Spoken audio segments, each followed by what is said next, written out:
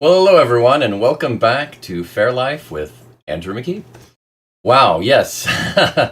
After a second weekend of Fair, now I am mostly conscious. It is Mondays are always an odd day for after Fair because during when we first started Fair Life a couple of years ago, it seemed like a great idea, and we were doing some other things during the week, and I thought Monday is sort of an off day for most streamers and people doing Fair, so it's a great time to kind of put something in there. And now I'm starting to think, wow, maybe it was a wrong idea, but I'm sticking with it. So it has its own challenges, but any day would. So hello everyone. Hey, Kathy and Harvey and Damaris and Healy and Katsurita. Wow, great to see you.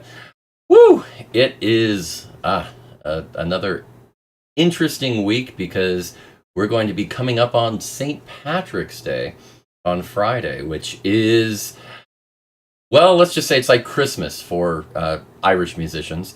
And because of that, I am doing a gig after Fair. And that's right, Sherwood, it's a 3-day weekend this weekend at Sherwood. It's going to be open Friday, Saturday, and Sunday since spring break is going on in the area. And St. Patrick's Day, they make it a 3-day weekend. So I'm going to be playing at Sherwood all day. And then afterwards, I'm going to be doing a 9 p.m. to 11 p.m. gig at a pub there pretty close in Bastrop, Gracie's Bar. So I will be there. There are some groups before me. At 3:30, there'll be Buckler and Dirks, and at 6, there'll be Lauren Morris and Kai. So yeah, it is always interesting. Always interesting. So yeah, oh, Mom's birthday, Katsurita. That's cool. St. Patrick's Day. It's my old bandmate's birthday, Mark Gunn, too. He he was born on St. Patrick's Day. Yet he's still Scottish, so oh well. Yeah, that's a good point, Alicia. Next Monday is going to be an interesting show. We will see. At the very least, I'm hoping to get the two of us together in the show because, yeah, I'm definitely going to need some support, psychological if nothing else. So we'll see. We will see. And hey, Jan, great to see you. So yeah, for those watching, if you can, go ahead and click on the like button on Facebook and subscribe on YouTube and hit that notification bell. It definitely helps, and we appreciate it. So and share it too if you can. Share it on your feed, and well, let's keep this going. But yeah, it is going to be an interesting weekend coming up. I don't know if it'll be the most challenging I've ever done, but it's going to be on the list. Yeah, a 3-day weekend and a night of music. I almost didn't take the gig on Friday night. I thought about it. I was on the cusp, so wasn't really sure if I should, if that would be too much to handle.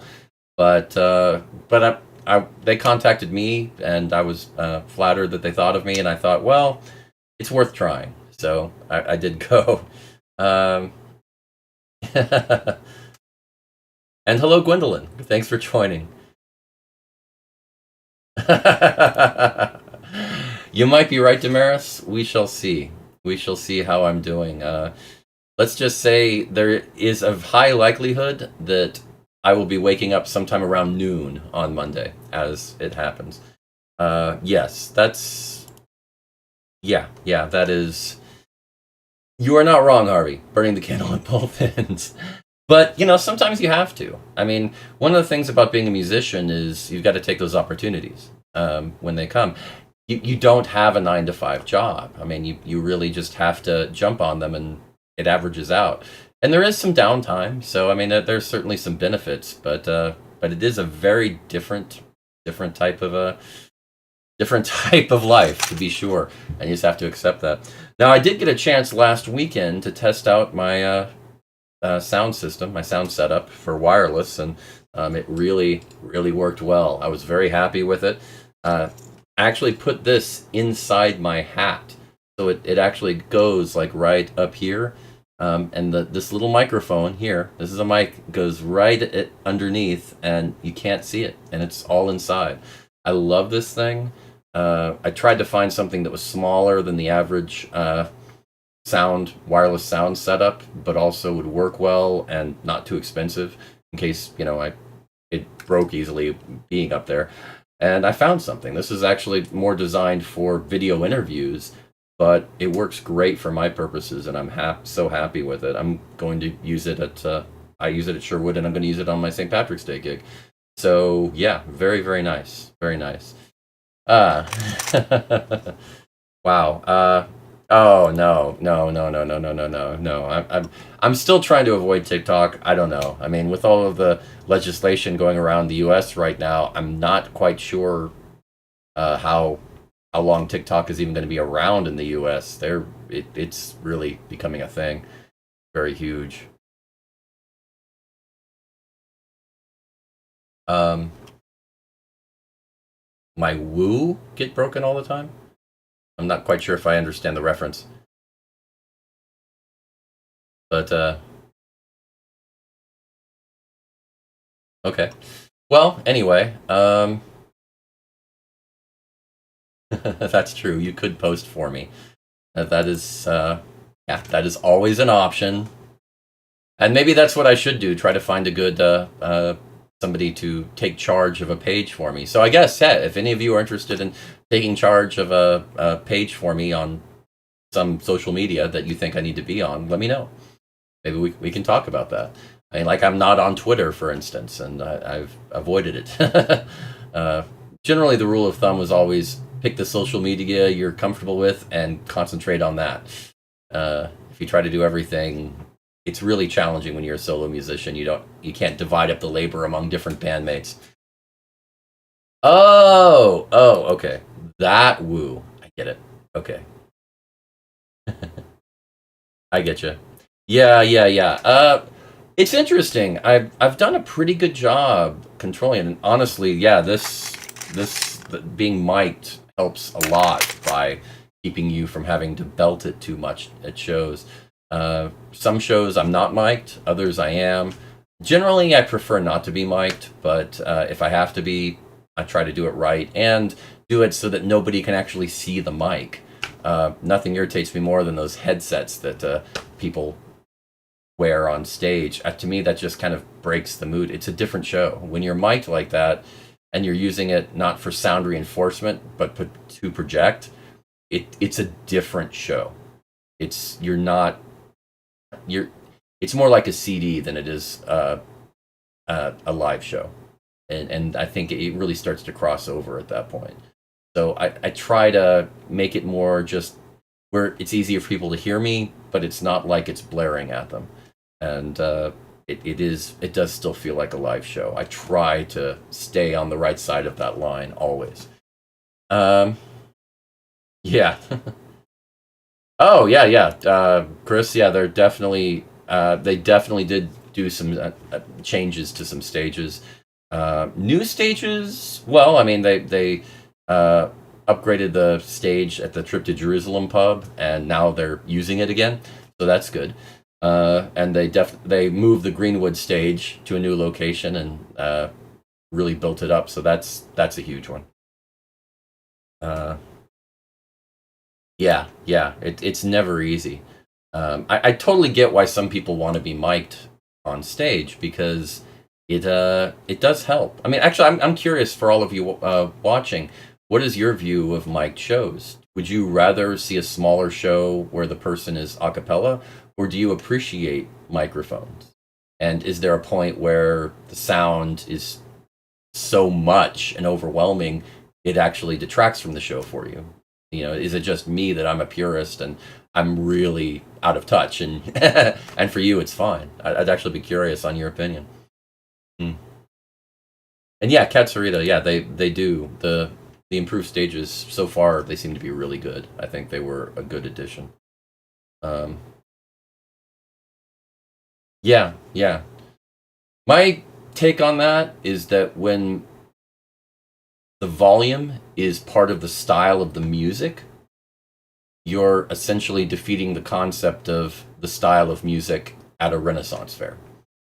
I mean, that style of music shouldn't be about loudness, unless you're talking about a bagpipe or a drum that really uh, emphasizes that a style, but generally, no, that's not how Renaissance music was. So I think it kind of defeats the purpose. It's essentially putting modern music in the era of Renaissance and um, just saying we don't really care about tradition or history at all.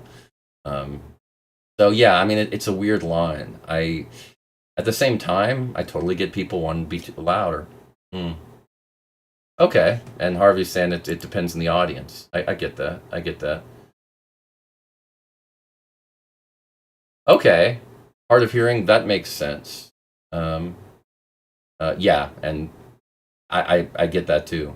I think there's that middle ground that you can get to. So that's my take. Um,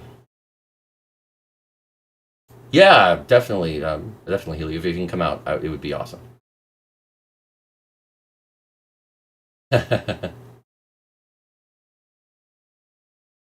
uh, it's still a village. I don't think it's quite moving like to TRF style or anything. I mean, TRF is sort of its own animal for the most part. It is a bit different. Um, they Sherwood has always been about more relaxed air and community. It is, I will say, there are a lot more speakers and it's a little louder than it used to be. So I'm not quite sure if this is an anomaly year on that or if this is the direction it's kind of going. So we'll see. We'll see. I do think that some stages are still a bit louder than they need to be. But yeah, we'll see about that. Uh, this is sort of a weird transition year, and they're still figuring out a few things. So we'll see after the first couple of weekends where they correct things. Mm. Yeah, and that is a very good point. One of my shows at the Horseman stage at 3:30 p.m. is like that, where I've got somebody mic'd just across the way, and then I've got another group mic'd just to the side of me, and then I've got some other musicians that are doing something. I'm not quite sure where. I think behind me, behind my stage, the Three Celestials has some stuff going on, and it's just all of this cacophony of sound all around me, all fighting each other because they're not on the same beat, they're not in the same key, and it's a challenge. So yeah, yeah. I mean, I think acoustic is just more intimate generally. I still think you can find that balance though. I mean, you could get. I'd rather, if given a choice, I'd rather not have individual mics. I'd rather have a stage mic that records everything on or amplifies everything on that stage and then just makes it a bit louder so it's easier for the audience to hear. And that's it. I mean, subtle, not anything that's like, don't use it as a hawking tool where people 100 yards away can easily hear you. Use it for the audience when they can hear you clearly, and a little farther away, people can kind of hear you. And if they want to know more, they can come closer. That's ideally where everything should be. If you're so loud that 100 yards away people can hear you clearly, you either need to be on a bigger stage or you need to back off because I think it's just too much. Um, a weird quality, yeah. So yeah, okay. Used to it. That's fair. Hmm. Oh, that's true. Sponsored branding. Yeah, yeah. I mean, that TRF was one of the early ones in that regard. Yeah, they had a Budweiser night before the commercials, even. So yeah, not kidding. Hmm.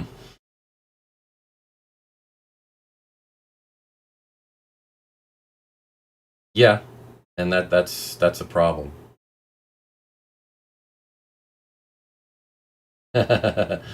Right, right, exactly, exactly. I totally agree. That branding, I think that takes away from that level of authenticity as well. I totally agree with that.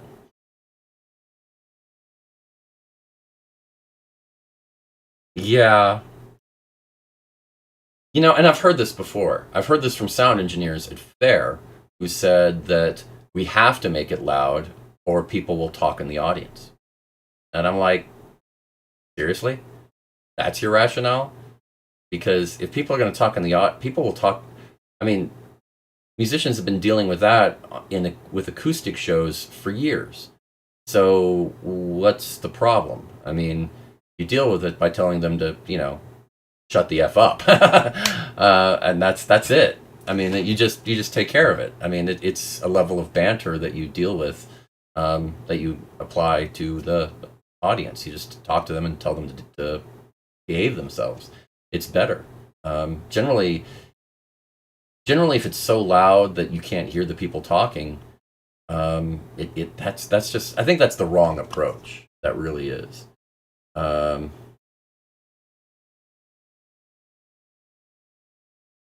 Okay. Oh, see ya, Damaris. Uh,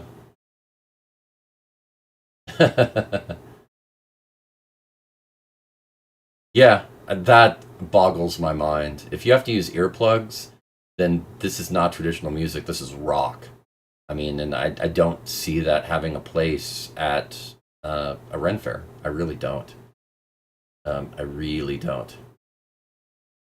Yeah, when people, but it's going to happen. I mean, it always does. And that's, as a performer on stage, that's one of the early things you learn, how to deal with that and how to deal with it quickly and effectively.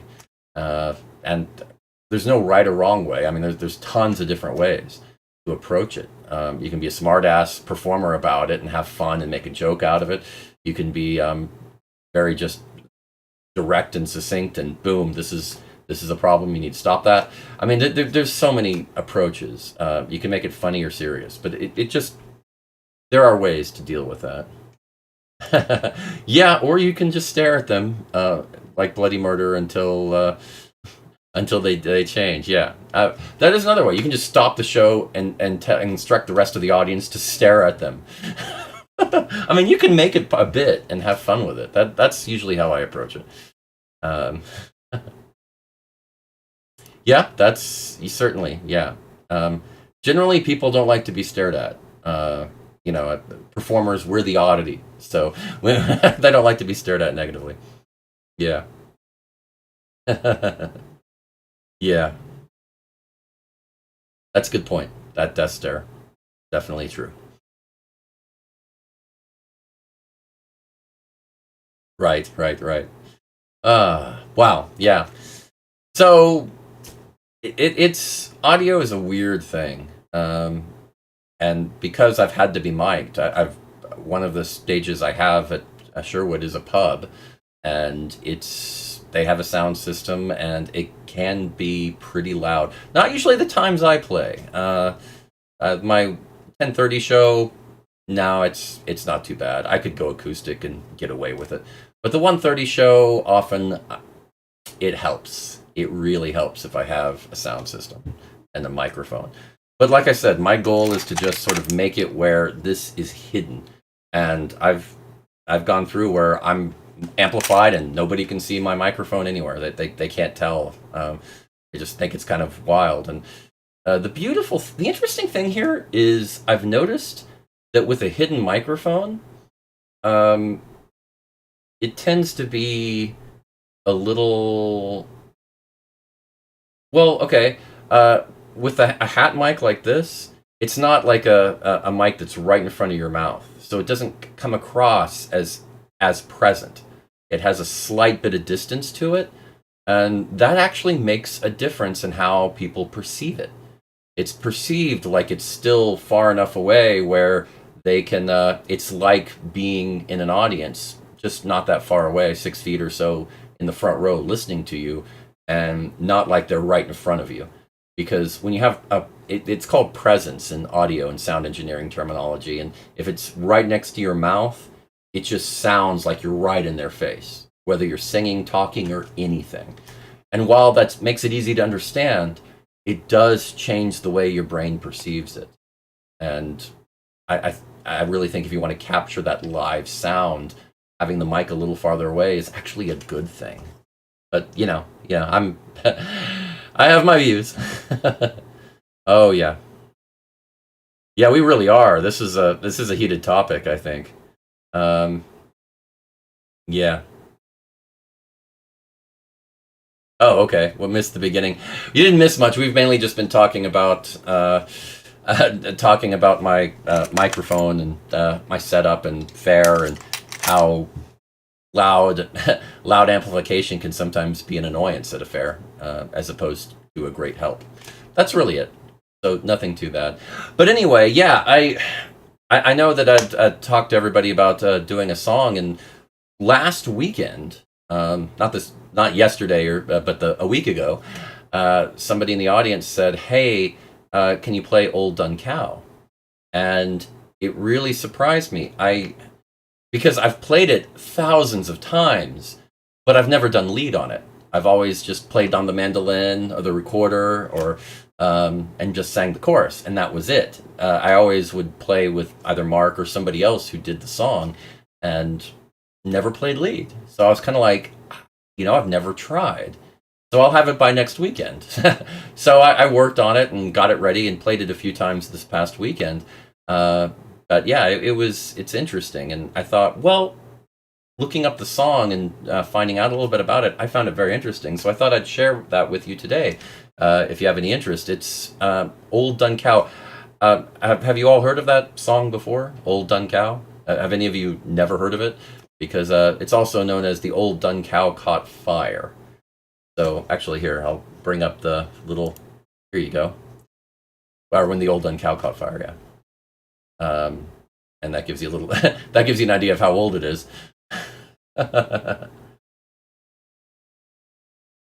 Yeah, Katsurita. You've heard of it, sure. It's at Ren fairs. It's pretty common. It's pretty common. But yeah, let's jump into it a little bit, and I'll do the main thing for you here. Let's. Oh, accidentally hit that. Sorry. Let's do a little bit here just to kind of give you an idea of how the song goes. And here we go. Have the guitar ready and everything. Some friends and I in a public house were playing a game of chance one night. Went into the pub, a fireman ran, his face all chalky white. "What's up?" says Brown. "Have you seen a ghost? Have you seen your Aunt Mariah?" "The Aunt Mariah be buggered," says he, "the bleeding pub's on fire." And there was Brown, upside down, lapping up the whiskey at the floor. "And booze, booze," the fireman cried as they came a knocking at the door. "Well, don't let 'em in till it's all drunk up," somebody shouted McIntyre. And we all got blue, blind, paralytic, drunk when the Old Dun Cow caught fire. That gives you an idea a little bit. Yeah, some of you are shouting McIntyre. Yes, you get it now.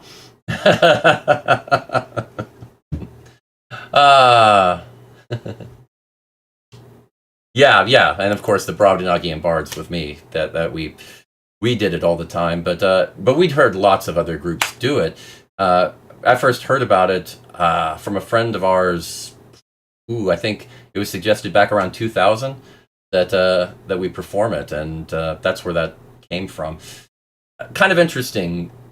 Okay, yes, I can do that. Just remind me, and I'll no problem.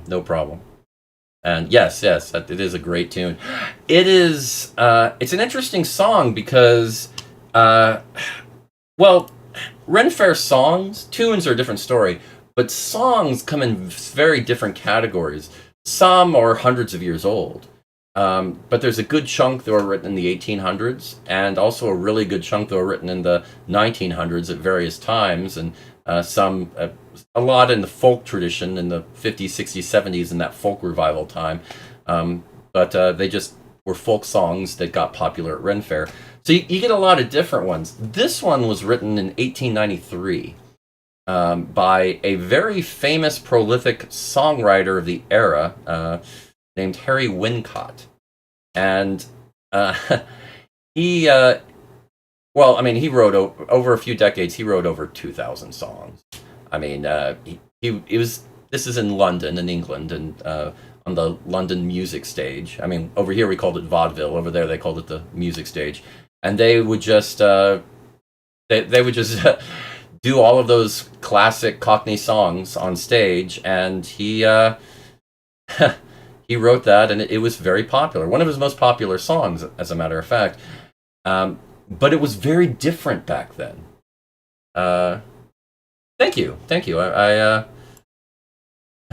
I appreciate that. It is a little different, but I think the lyrics are pretty much what we sang as the Brobdingnagian Bards. But yeah, the lyrics were a bit different back then in 1893.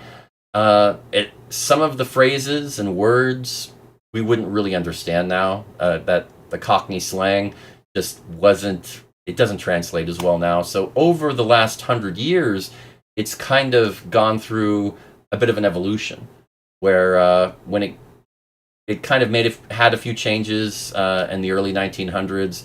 Then when it came over to the U.S., it had some changes in the 50s and 60s and 70s. There were some serious changes to kind of make it a little more relatable and understandable. And they even added an extra verse. That last verse was not in the original song. It ended with them all just locking themselves in the burning pub and drinking till it was done. It's implied that they did not make it out. It's a little macabre, but for back then it worked in London. So having a little more of an optimistic ending was preferred, so they added that extra verse. So yeah, and Greg, I totally feel you, and it's okay because I got to see Greg at over the weekend at Sherwood. So it was a tiring weekend. So you get a pass. It's okay. It's okay. Believe me, I wish I could have done that too. So yeah, a little bit. But it wasn't by me. But that's true. And you're right. I'm kind of glad songs evolve instead of going extinct too, Janine. That is... I mean, there are purists who say, oh, no, it should be the original way and all of that. And I get that. But I really... I don't fully agree, because music is not in a vacuum. I mean, tunes evolve, songs evolve. I mean, even the melody that I just did is a little different than how other groups do it, and very different than how it was originally done. To put it in perspective, the sheet music from 1910 said that it was to be sung with the rapidity of a machine gun burst. That's how people were. That's how they were singing it. Very crazy. You can go on YouTube and hear a version done from around 1910 if you're really curious, and it's interesting to hear. It's very interesting.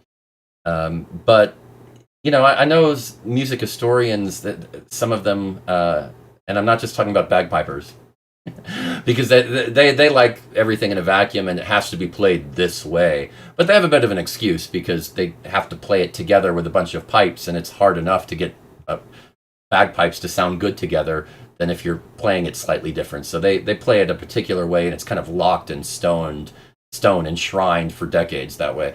But so I'll give them a pass. But in general, there are some more music historians that just put everything in a vacuum and say it has to be this way, and that's not how musicians tend to think. Just because a song was played a certain way in a particular year and a particular month doesn't mean that it was always played that way. And I can guarantee you it wasn't. That's not how musicians think. It really isn't. So, oh yeah, I like that. Yeah, and totally right, Lisa. Original is relative. Very, very true. Very true. Well, alternate endings aside, I mean, it's really it's just how you look at it. But anyway, I just thought I would share that bit with you on Old Dun Cow. It is fun. Figuring out the chords was actually the most challenging thing. I used pretty much the same lyrics that Mark and I worked out 20 years ago. But yeah, the chords Mark used, auto harp chords don't always translate to other instruments. With a 36-string instrument, sometimes a chord will sound good on it, but not good on other instruments. It just doesn't translate. So I had to pretty much start from scratch on the chords, but I think I got it. I also changed key because, yeah, I only pretend to be a tenor. So, but let's go ahead and jump into the Faire list because it's already getting pretty late. So yeah, let's go to the Faire map here, and we do have a few additions this week. So let's take a look. Okay.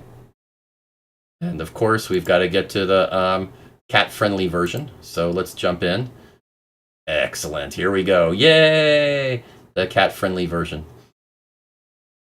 All right, and we'll start off with the Bay Area Renaissance Festival in Dade City, Florida. That is weekend 5 out of 7, and their theme is Shamrocks and Shenanigans. I can appreciate that theme. And just a little ways away is the Florida Renaissance Festival in Deerfield Beach, Florida. It's weekend 7 out of 8, and they're also doing a Celtic theme. I think we're going to run into that a lot around St. Patrick's Day, shock. Called Highland Fling, a Celtic celebration. Then jumping over to Oklahoma. All right. We have the Queens Ferry Renaissance Festival in Veneta, Oklahoma, only this weekend. So if you're around there, something to check out. And of course, I'll be here at the Sherwood Forest Fair for their 3-day weekend. It's the second or the third out of 8 weekends. So all good. Then we have the Arizona Renaissance Festival in Apache Junction, Arizona. Weekend 7 out of 9, and it is Celtic Weekend and Artisan Appreciation. And then over in California, we have the High Desert Pirate Fair in Hesperia, California. 1 weekend only. Yay. So there we go. Woo. Yeah. For those of you that don't get the reference to a Peterson Fair, I'm not going to explain it. But yeah.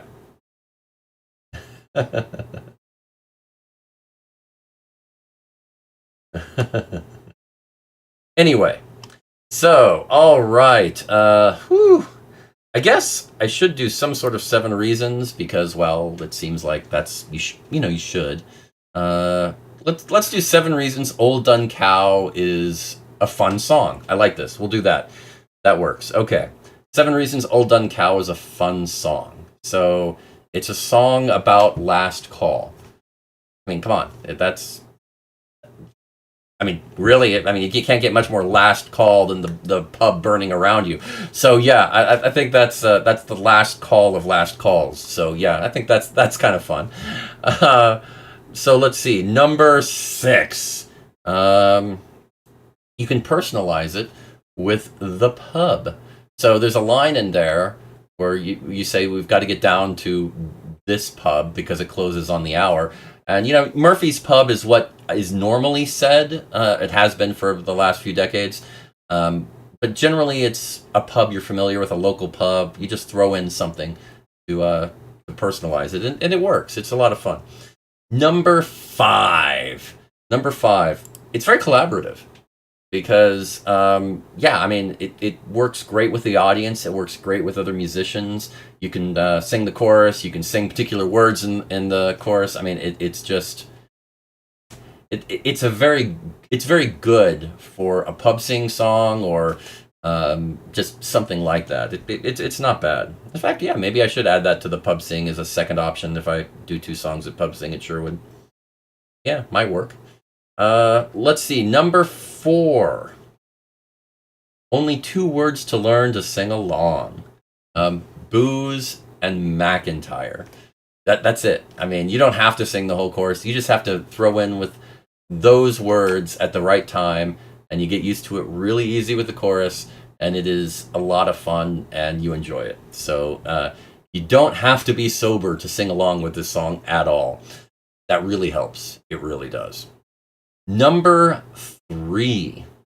It's a story song. This is Alicia's favorite, definitely, because it's some songs. They have kind of a story, or it's talking about this or that. It's not it doesn't have much of a point. Doesn't have very much of a beginning or an end. You know, it's just some songs just are more thought provoking, but not so much a story. But this is very much a story song.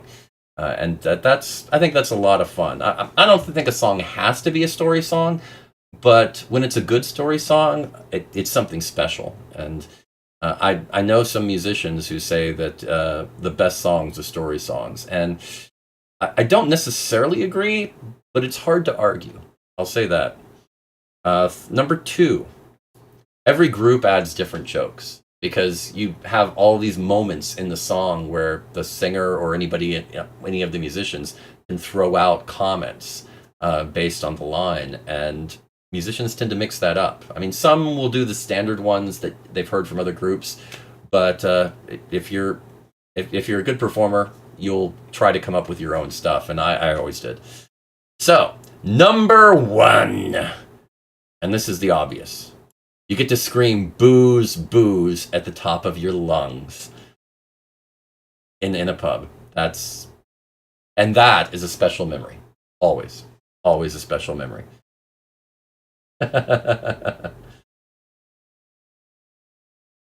Right. So true. So true. Yes. I'm sorry, reading all the comments and they're all good. And yeah, I definitely would be your favorite part. All right. Well, it's already like 7:37, so I'll probably call it here. But yeah. So do prepare yourself. Come out to Sherwood if you're in the area, and let's hang over the weekend. Friday, I'm gonna have a lot of fun. Saturday, I'll be barely conscious, but usually that means fun shows for y'all because I tend to get pretty loopy. And Sunday will probably be pretty relaxed. So come on over and have some fun. But do join me next week for Fair Life on Monday, because that is going to be an interesting show one way or another. I'll have a lot of stories to tell and a lot of a lot of caffeine will I have had before the show, I guarantee you. So yes, thank you. I appreciate that. No, I didn't. I wasn't calling you a lush. I don't know what you're talking about. So yes, thanks again. I'll go ahead and call it there and say have a good week. Have a good St. Patrick's Day. Definitely. A good weekend. And as always, have a fair life. Take care.